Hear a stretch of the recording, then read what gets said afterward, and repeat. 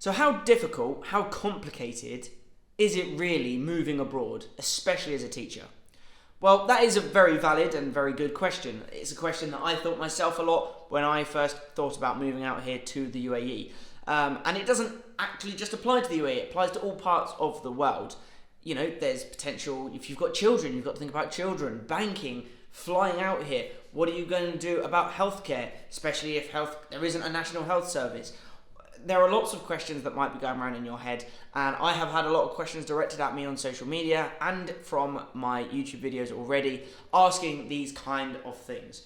So I figured I would do a little video on it, considering I have now been out here living in the UAE for just over 7 months. I figured now would be a really great time to talk about my experiences and talk about paperwork and all sorts of things like that.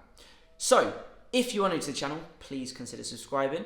If you enjoy this video or find it at all useful, please hit the like button, comment down below, and go over and follow me on socials. I'll stick my Instagram down below. And if you have any questions, guys, please hit me up. Right, let's get into it. Okay guys, so there are a few things that you need to consider before you even leave the country. Let's assume that you are looking to become a teacher out here in the UAE like myself.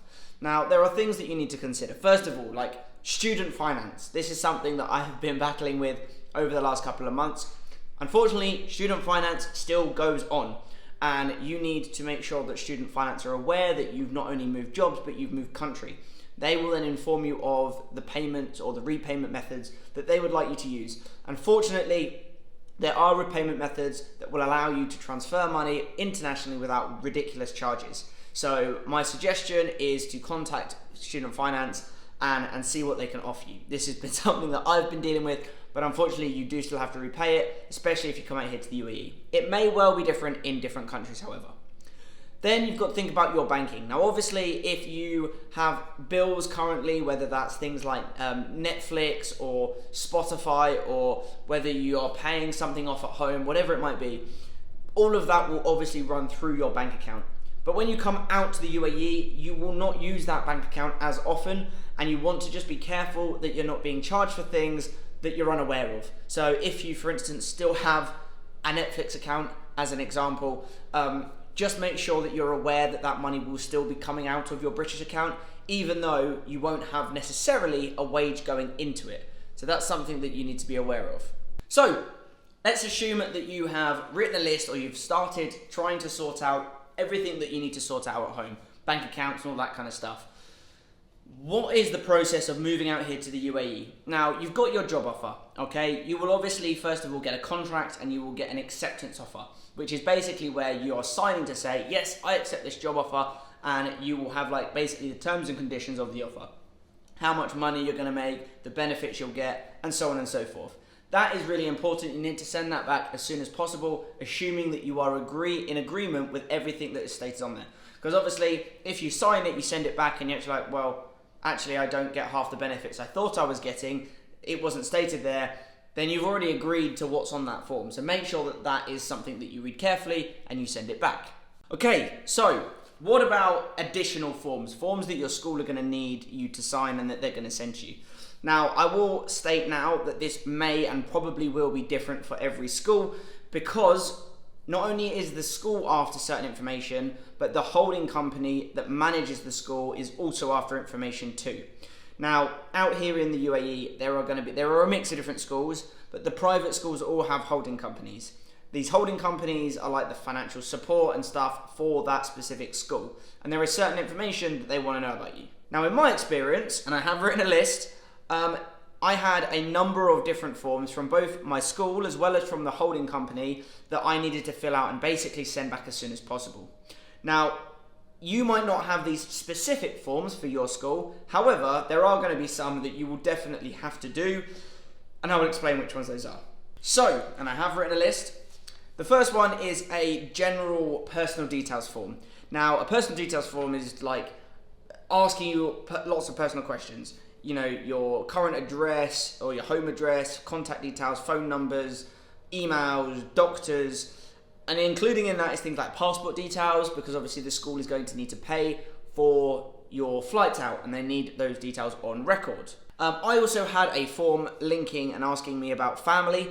This was more of a legal side of things, so they wanted to know all of my close members of my family. There was also a section on there about friendships as well, and they basically wanted to know whether I had any family or friends that had a legal history. Fortunately, my family doesn't, but that is a form that I was requested to fill out and send back. There was then a health questionnaire, and this is also then furthered when you arrive out here. You have to do a health assessment where they take your bloods and they also give you a chest scan. So there is a health questionnaire that they ask you, and again, I would say most schools will ask for that. There are certain things that they obviously need to know if they're going to employ you, whether or not you have certain disabilities, whether or not you need certain support in getting to and from school, and whether you need support whilst you're in school. So you will likely have that regardless of what school you have applied for. A big one is the police form. Now this, I think, is probably something that most countries will ask for, regardless of whether you're coming to the UAE or elsewhere. And that is a police report form. So this is something that you will have to pay for. Now obviously being from the UK, I had to go to the Gov website and the local police, and they basically ask for your details. You put in your passport details. They obviously have you on record already. You then need to get someone else to confirm that they are happy to basically confirm, and it has to be like a teacher or a doctor or someone like that, a lawyer, etc. And then you get your police form, and it basically shows, are there any records of you? Are you currently under investigation for anything? So again, you need to print that off and send that straight across as well. And you also need to get many documents attested.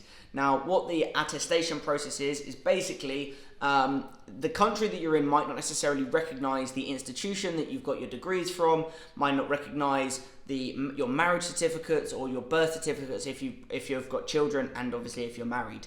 So what they need is they need you to take it to a lawyer or a solicitor who will basically check to make sure that the documents that you're presenting are authentic.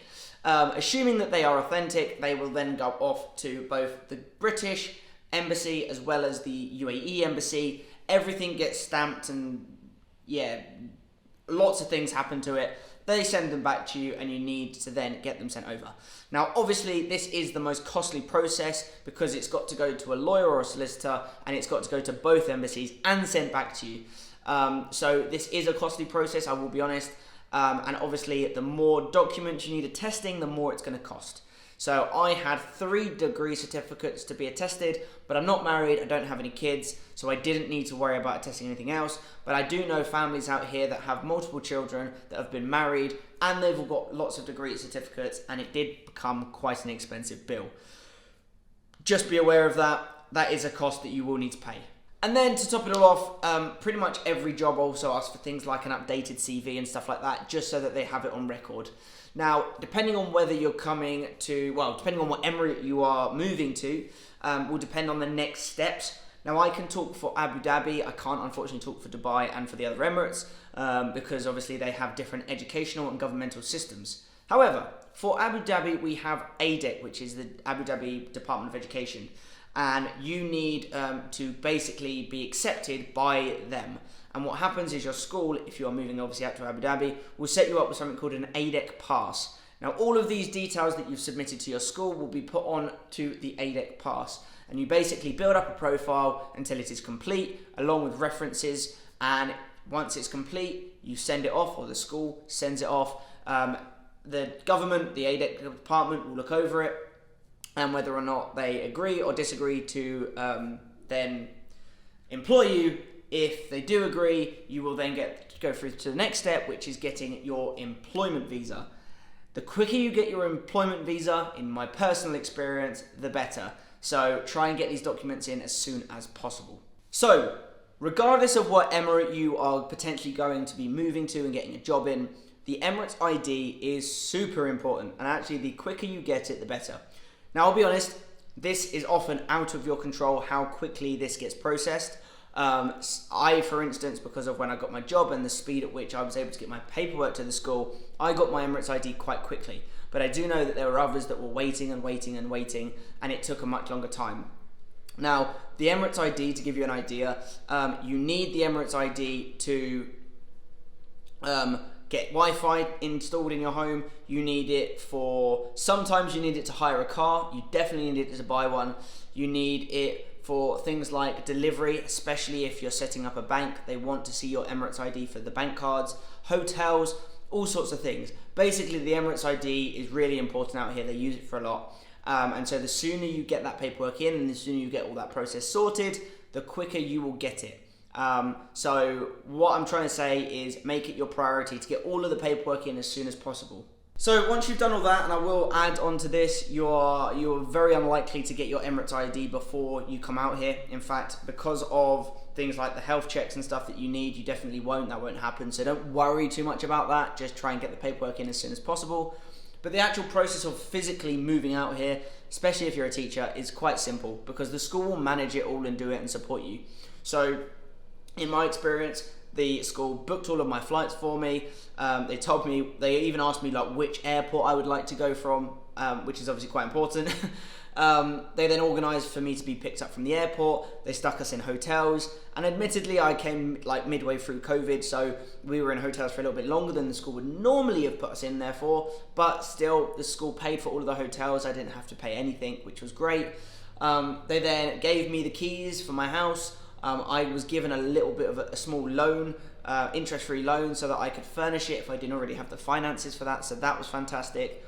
And then all of the other processes, such as like sorting out your medical, your insurances, all of that is sorted for you. And your school will hopefully do a really good job of communicating that to you as you go along in the process. So the actual act of moving out here is fairly seamless. Now, the biggest issue that I have seen with first moving out here is, again, it all comes down to the speed at which you can get that visa.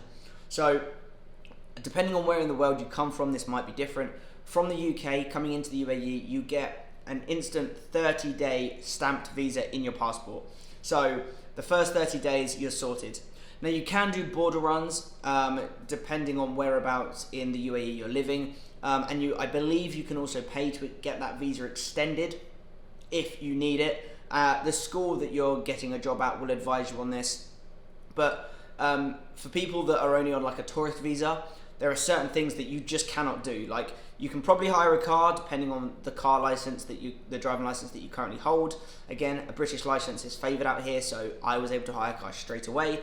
But lots of other things get slowed down if you can't get your working visa quickly enough. So again, like Wi-Fi is a prime example of that. They basically won't give you Wi-Fi and they won't install it if you don't have all of your residency stuff set up. And I also think some people had issues with banking as well. Banking, by the way, whilst we're on that topic, is again super easy. The school will likely invite a few representatives from different banks to come and speak with you at some point in the first few weeks, because they obviously need to make sure that they can get you on payroll as quickly as possible. And for me, the process, while it was a bit of a faff because there were lots of banks trying to offer me and entice me, the process was fairly simple and I got a card quite quickly. Okay guys, so I am going to wrap the video up now. I'm very aware that this is probably a very boring topic, and if you're still watching at this point, I think you deserve a pat on the back. But the reason I put this out is I've had quite a few messages from people about teaching out here, and I have actually had a request for this specific video asking about paperwork and stuff. So hopefully, if that was you that put that message, hopefully you found this useful, or at least maybe put your mind at ease.